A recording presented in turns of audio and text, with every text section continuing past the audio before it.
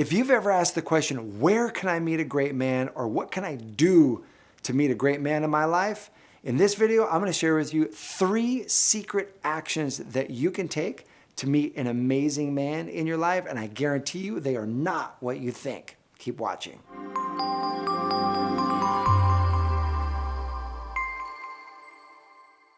Hey there, my name is Matt Boggs, and I'm the founder of the Love and Relationships Division of the Brave Thinking Institute, where our mission is empowering people to create and live a life they love. And that includes your love life. So if you like this video, I encourage you to click that subscribe button and click the little bell, because every week we bring you videos that will empower you in your love life. Often when women ask the question, what can I do to meet a great man? She's looking for tactics. She's looking for actions, like where she can go, what she can say, what she might wear. And while those things have their place, they're surface level tactics, and they're actually less effective than the 3 actions that I'm about to share with you right now. Because consider this, everything is energy, right? The device that you're watching this video on right now, it looks solid. It feels solid. And yet it's 99.9% space. And while you probably know this, we're not really walking around being fully aware of this dynamic all the time. That when you go down into the molecular level and even into the quantum level, that device, 99% space, is pure energy. What you'll find is dancing strings or filaments of light that are vibrating at a particular frequency. And that particular frequency then makes up the atoms that make up the molecules that make up the phone that feels solid. Well, you and I are made of the same stuff. You and I are 99.9% energy, and you are vibrating all the time. In fact, you are sending that vibrational signal out all the time with everyone you meet, every place that you go, and most of us aren't consciously aware of this. And so this signal that you're sending out, let me suggest to you the possibility that this is also your love signal. Now, the stronger the signal you are sending out, the faster you will meet your man, which begs the question, is there anything that can block or prevent or restrict that love signal that you're sending out? And the answer is yes. And so today we're going to look at 3 behaviors that can turn up the dial on your love signal to call in your man even faster. Now, the first action is to release past relationships. Imagine this. Your signal is based on the energy and the focus that you have to meet this new partner in your life. Well, if a portion of that energy is still connected to a past relationship, either because you still are hung up on that past guy, you still have a desire to be with him, or you're resentful and you're feeling hurt from that past relationship, both of those are like taking a cord from your heart and tying it to the past. And it prevents you from moving forward, and it reduces the power of the signal that you have to call in somebody new. And so what's required is that you cut those energetic cords, that you either move forward and release the desire to be back with that past, that ex that you have, or you do the forgiveness work to set yourself free. There was a client of mine that this was the exact scenario for her. Her name was Rachel. And Rachel was really hurt from past relationships, from men who had rejected her, a man who had betrayed her. And so there was this resentment built up with this past relationship. And so she went through a process where she released that resentment, and she said, after going through that exercise, she said it was amazing. She felt this whole rush of energy restore back to her. And here's what happened. That when you're connected through an energetic cord to a past relationship, you're draining that energy all the time out of you, energy you could use to call in something new. So she released that past relationship. She felt this rush of energy. Within 2 days, she got online. She met an amazing guy. But 2 things actually happened that next week. She met an amazing guy, and her ex contacted her.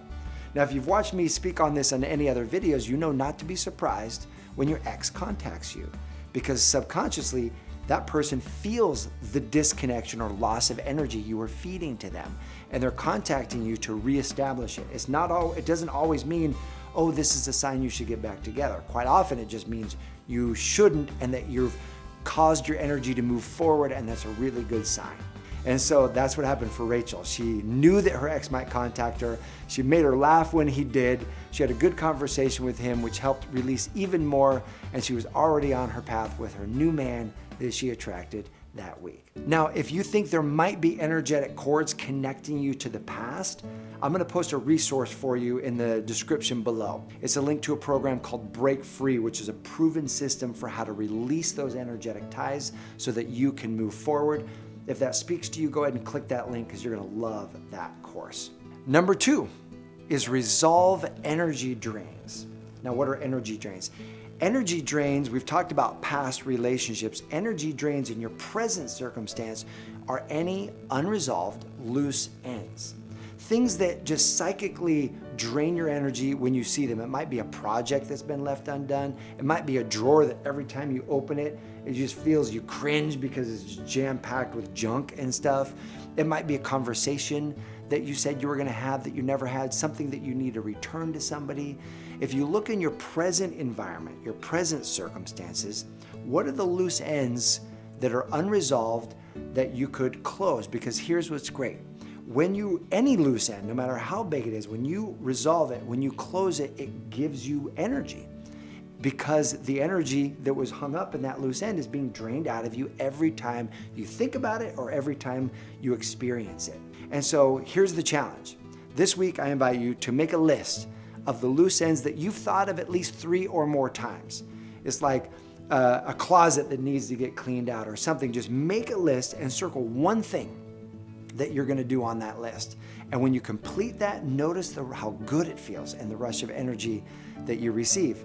I recently did this. There was something that I thought of that I've been wanting to do, and it was to put up, we have this little playroom for our kids, a little toy room, and I wanted to, it was just blank since we had moved in here. There were no pictures, no fun stuff in there. And I was like, every time I walked by, I was like, man, I wanna make that more fun for the kids.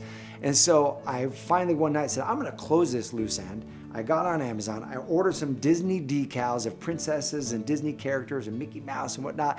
And one afternoon, it took me like 30 minutes. That's all it took to close this loose end, but I put them all up. And now every time I see that room, I get this rush of energy.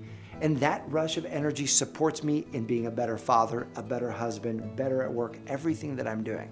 So I challenge you to take on this same activity and see how it works for you. And number 3 is to respect your own boundaries. And here's why this matters. Here's why this is so important.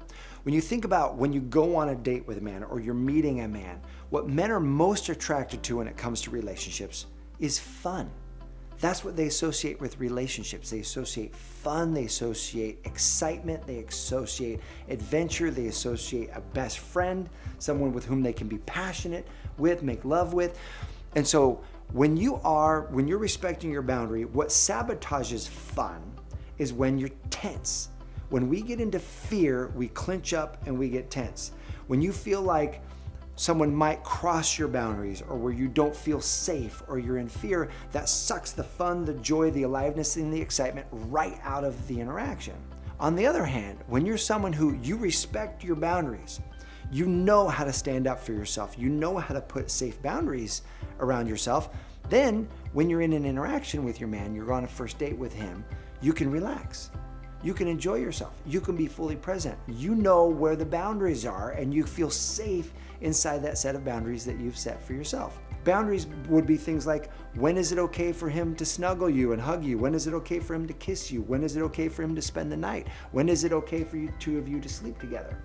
You are your highest authority. You get to set your own boundaries, but having the courage and know-how to set those boundaries will create this feeling of safety in you where you're able to express more of yourself. Recently, a client of mine named Maya was going through this exact scenario. She started talking with this guy online who lives a few hours away, and he wanted to come visit for the weekend. And she started to get real tense. She started to get real kind of closed off, and he was like, hey, what's going on? Is everything okay? And she started to pull back.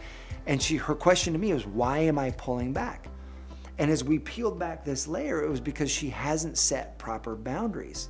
She didn't know where he would be staying when he would come to visit. She was worried he would want to stay with her. Then she was worried he would want to sleep in her bed. Then she was worried he was going to want to have sex with her, all of which she was not okay with this early in their interaction. And so I showed Maya an easy formula for how to have this conversation with her to set her boundary. And you could literally see the physical change in Maya. Like, she relaxed, she opened up, she smiled, and she was like, oh, I can totally have this conversation. Oh, well, this weekend's gonna be great. Yeah, I would love for him to stay in a hotel. We're gonna go on a date. And she started to show this aliveness.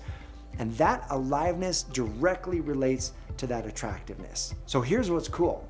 When you release past relationships, when you resolve energy drains in the present, and when you respect your boundaries, it's like turning up the volume on your love signal that you're sending out to attract your great man. So now my question for you, if you've already attracted your great man, what actions did you take that really supported that result happening in your life? And know this, if you have the desire for an amazing man in your life, I know that that possibility can be made real for you. I believe in you. I've got your back. I look forward to seeing you soon. Thanks so much for watching.